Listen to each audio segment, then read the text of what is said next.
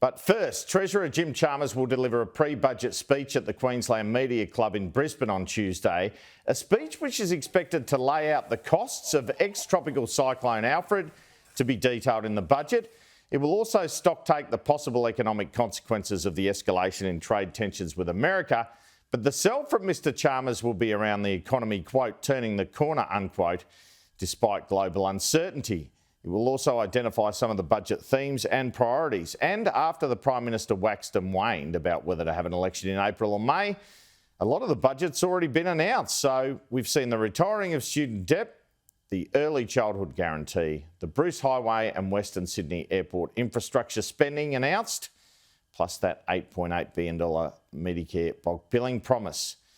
Also, some announcements will be held back for the election campaign, as I understand it, so expect a reasonable number in that decisions taken but not yet announced column when the budget is delivered Tuesday week.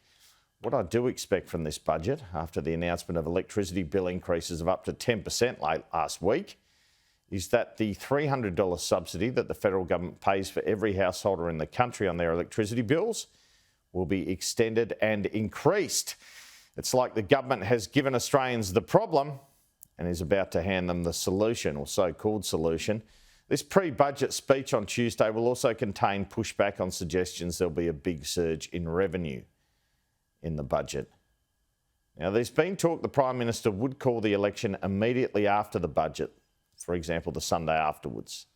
I understand it's more likely he'll wait a week and a half, and that would mean an election around May 10.